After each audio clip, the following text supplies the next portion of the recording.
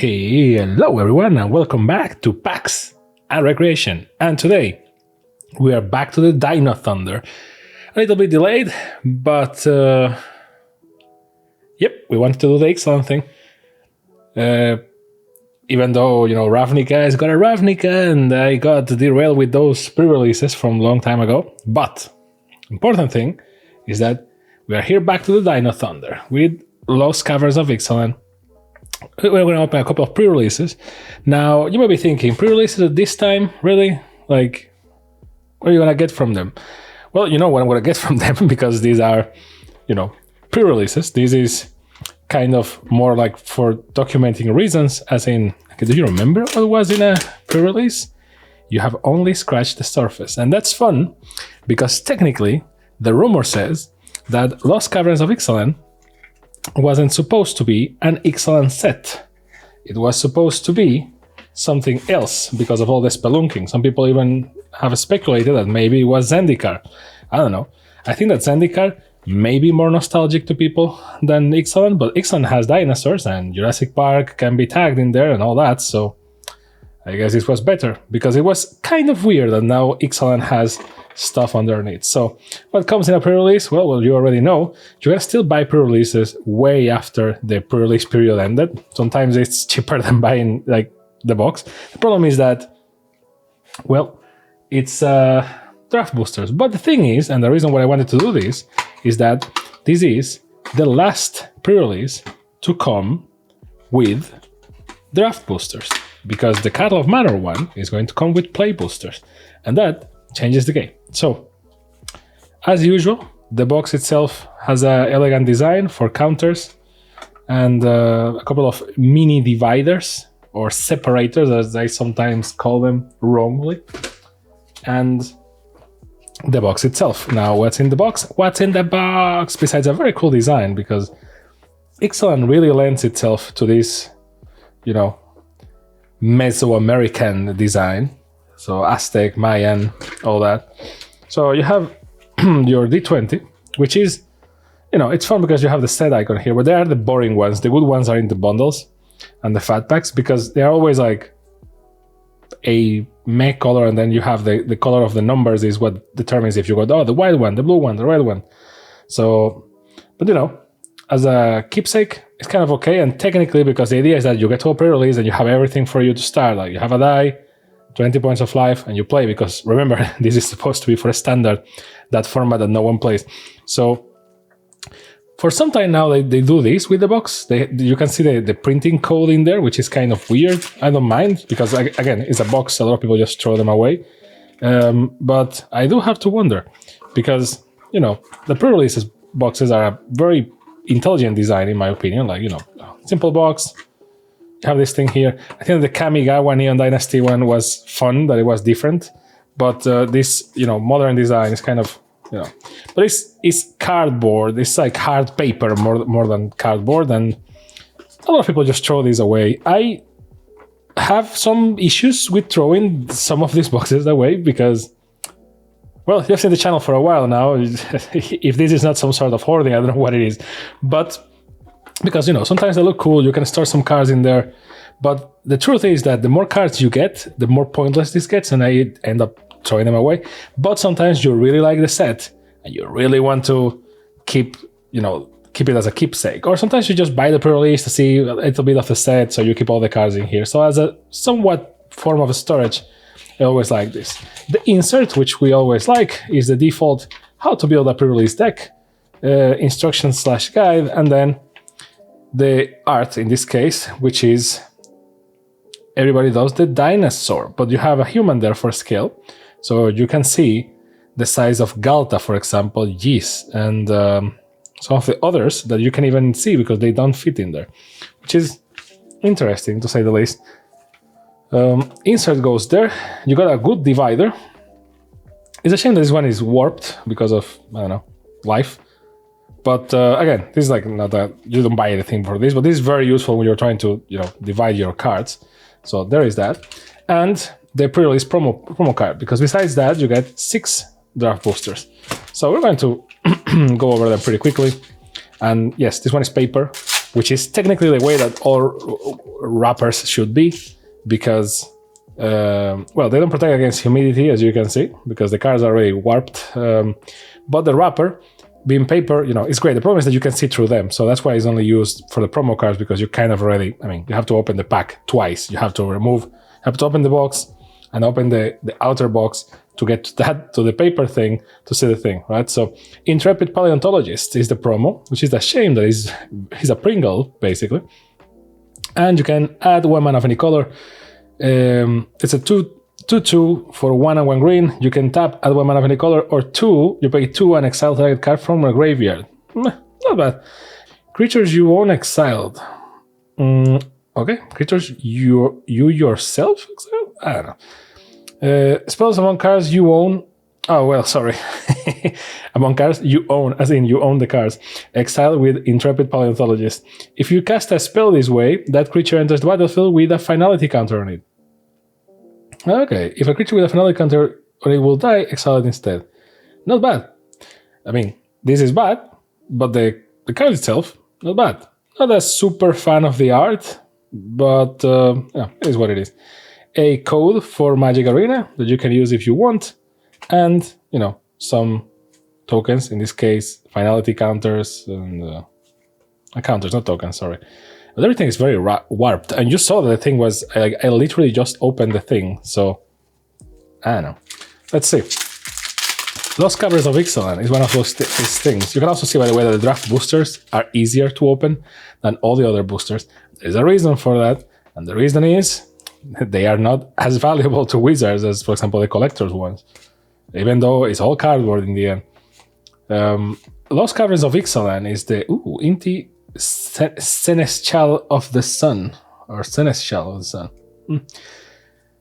Maybe it's a good commander. Let's see. 1 and 1 red, 2 and 2, legendary creature, human knight. Whenever you attack, you may discard a card. When you do, put a +1/+1 counter on target attacking creature. It gains trample till the end of turn. Whenever you discard 1 or more cards, exile the top card of your library. You may play that card until your next end step. Well, it's a good engine, but I can see... I don't know if it would be the commander. I can see it as a helpful 99 for a Rakdos deck, maybe. You have only scratched the surface. Which, funny enough, is what the box said, so there you go. Not bad. I'm going so fast compared to the average that I forgot to, you know, pre-divide them by color. So if you want to see the commons or uncommons, just pause the video, I guess, because I am trying to make this a little bit more varied and not just me reading the names of the cards. So who knows? Maybe. And garbage, because I don't know where they add cards that they don't add anything. So Lost Caverns of Ixalan is a interesting set. I love the aesthetic. I like dinosaurs. I mean, who doesn't like dinosaurs? And overall, the conquistador theme, I think, is kind of original. It's like, hey, let's make a set. But vampires are Spanish conquistadors, basically. And it's like, they literally have names from like Spanish names. So it's not like they're trying to hide it in any way. And merfolk are going to be like the natives. And dinosaurs are like another sort of native. And I don't know, I like it too, like Amalia Benavides Aguirre. Like, this is you can't go more Spanish than this. So legendary creature, Vampire Scout, for 1 and 1 black. It has ward. You need to pay 3 life to target her, and whenever you gain life, Amalia Benavides Aguirre explores, then destroys all other creatures if its power is exactly 20. Oh. Okay. Dangerous. Not bad. Interesting. I wouldn't use her as a commander, but interesting nonetheless. A foil Northern Bristleback, sorry. And a cave. I like the fact that, you know, we have caves and as a special land type. And how the maps work and all that. Like, see, this is the useful type of ad. Give me an ad? Sure, give me a token. That's the way it should be. The way it's meant to be played. This one, if you see the lore, you know what it feels with the Lost Caverns of Ixalan? It feels a little bit like, you know, after the MCU. It was not only the Lost Caverns of Ixalan, it also happens with Eldraine, which I guess we need to open a couple of boxes extra, because I didn't open that much of that, but like, remember when the MCU ended? Oh, the MCU is still going. No, it's not. Remember when the MCU ended with Avengers Endgame, and now like no one cares about anything they're doing? Well, in terms of story, Magic the Gathering feels a little bit that way. Like they wanted to copy the MCU so hard. I mean, and now they're going to have Marvel sets, so I guess wishes do come true. But they wanted to copy the. I mean, I'm not going to read it if I'm talking, because otherwise it breaks the rhythm. I guess I kind of like these lands because they look like a tourist poster, but at the same time it's like, do I really like these lands? And the placeholders for tokens still more useful than the ad cards. When the War of the Spark technically is the Avengers movie of the Magic the Gathering, right? It kind of goes the same way, and the event kind of has the same build-up, and then they had this new saga, which is the Phyrexians, and it was an interesting saga. I don't think they handle it the way that they should handle it. And overall, the whole finish of the storyline with March of the Machine, that was very bad. I think everyone agrees on this, that, I loved Phyrexia All Will Be One, and mind you, I don't like playing with the bad guys, so like the full set is like a feel bad set, but they literally did, like, Phyrexia All Will Be One is literally Avengers Infinity War. Like, they tried and they lost. The problem is that my argument here will be that, well, in Avengers Infinity War, they tried, and it made sense to a degree. Yes, Star-Lord did some stupid stuff and etc. But that's gonna happen. And for some reason, Hulk is very nerfed in the MCU, and Thanos with just one stone, because they're not gems in the MCU, can just take over Hulk in a very easy way, and yeah. But overall, you felt like, well, they lost. It was it is a possibility. I mean, it feels like something that can happen. But I didn't feel that way with the Phyrexia with one. Like the entire plan is like, let's go there and let's do this attack, and Electron just humiliates them with a single barrier. Then Luca, I will never say this enough. Luca is such an idiot of a character. And Nissa got completed because of that. Yes, now she's decompleted because plot magic. Alcasots. Aclasots. Sorry. Deepest Betrayal. This one transforms. It's a bad god. And this is not a bad. I wouldn't say it's like a good commander, but you can make it a good commander. Whenever Aclasots attacks, each opponent discards a card. For each opponent who can't, you draw a card. Whenever an opponent discards a land card, create a 1/1 black creature token with flying. When Aclasots dies, return it to the battlefield tapped and transformed under its opponent's control. And it becomes a land, because that's a thing in the set. Everything becomes a land. Temple of the Dead. Transform some from Aclasots. It gives you 1 black, and if you pay 2 and 1 black, you transform it, and you can only do it if a player has 1 or fewer cards in hand and only as a sorcery. So it's interesting to play with this. I wouldn't use it as a commander, mostly because, unless you really want to go around the commander cost just by doing this, I guess. But because I see it more dangerous as a part of 99 and not necessarily as its own thing. But it's a good card. Now, so March of the Machine happens, the whole invasion, again, I think everyone is the same. Like, it should be 3 sets instead of 2. But now they do things very fast because, they are launching as much product as possible in as many different settings as possible to try to catch as many people as possible. For example, one set in Ixalan. Remember when sets were like 2 or like planes or stories were like 2 or 3 sets in a row? And we actually had like meaningful stories and stuff like that, and introduction to characters and all that. Now it's like, nah. Like March of the Machine and Phyrexia Will Be One, technically they are 2 parts of the same, but if you really want to be, serious about it. They are not. One is Phyrexian, the other is Multiverse, the movie.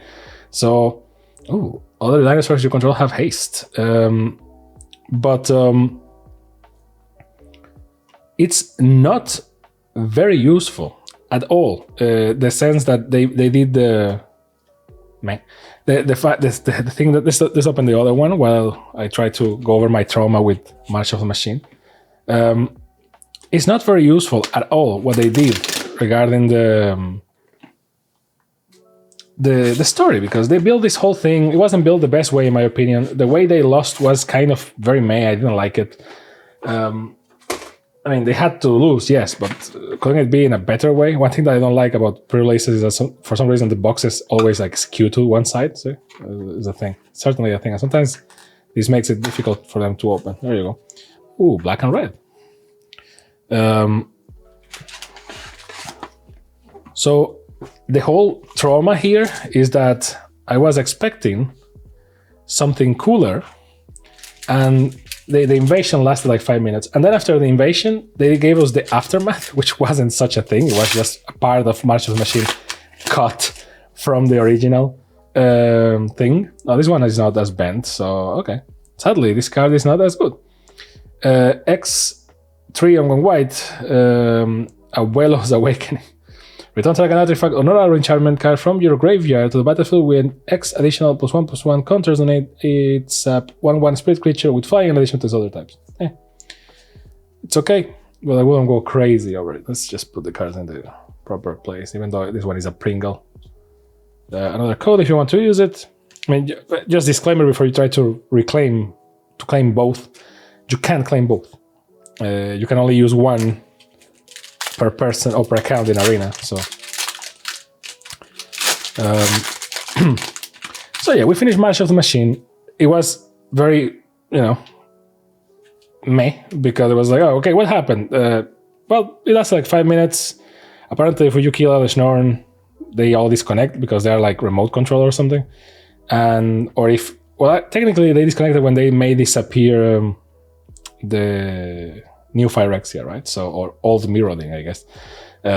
So it's like, okay, cool. And then the aftermath was very meh. After the aftermath, what did we have? Well, Lord of the Rings was there to try to palliate that pain, but that's not part of the story. And so we have 4 sets a year. After that was, we had the crazy summer, Commander Masters and all that, and people, I guess, forgot about that because of, Bedrock Tortoise. It is not only a good card, but is a turtle. And everything that is a turtle is great. It's not a turtle, it's a tortoise. It is a turtle, shut up. So, as long as it is your turn, creatures you control have hexproof, and each creature you control with toughness greater than its power assigns combat damage equal to its toughness rather than its power. So it's great for defensive decks. It's a shame that this is not Yu-Gi-Oh!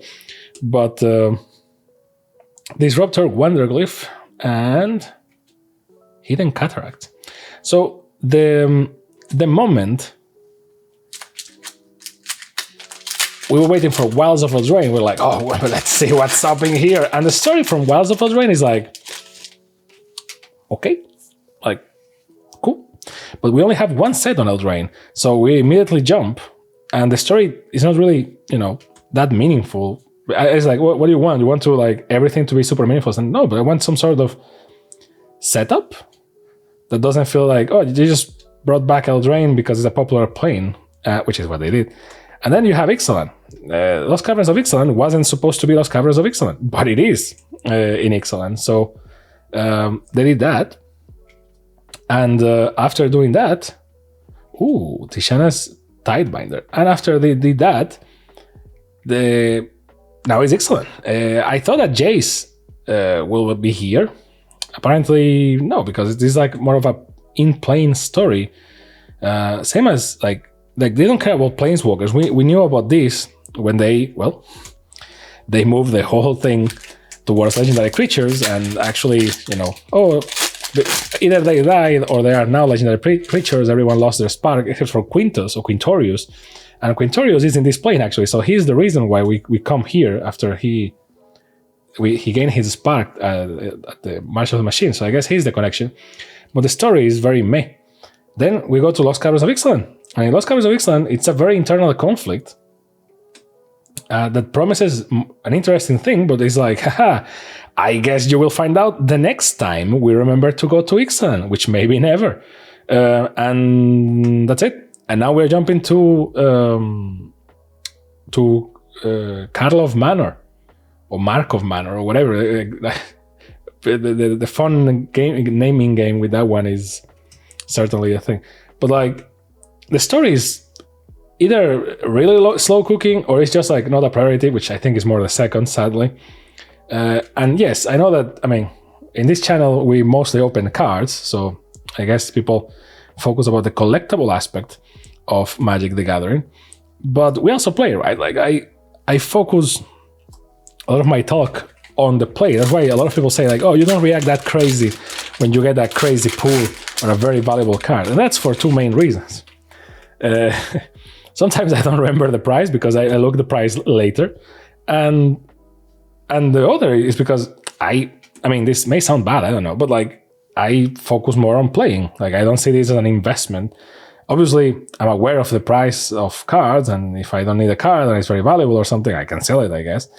I like collecting more than trading because I got some very bad experiences with trading and buying things online in the past. Sometimes it's the only way you can do it.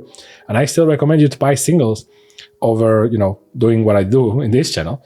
But I care more about playing. But I also care about art and lore. I think those are the things that, you know, drag me the most to Magic the Gathering. And I know that I'm, you know, like, I like the Doctor Who decks. Ooh, Echoing Deeps, sorry.